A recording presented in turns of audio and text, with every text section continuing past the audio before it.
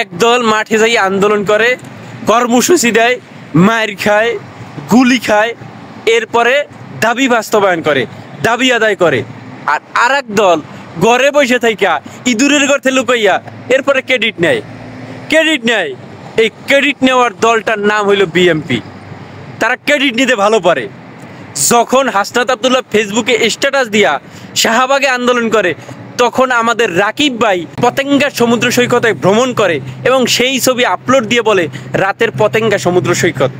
অথচ এখন আবার তারা ক্রেডিট নিতেছে, বলতেছে জুলাই আগস্টের পরে আমরাই সর্বপ্রথম বলছি আওয়ামী লীগের নিষিদ্ধের কথা।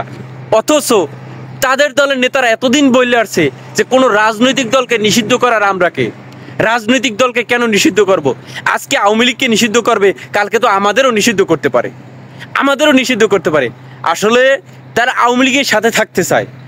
এইটা তারা ভুলে গেছে যে আওয়ামী লীগকে আজ পর্যন্ত যারাই পুনর্বাসন করছে তারাই পাইন মেরা খাইছে, তারাই বাস খাইছে।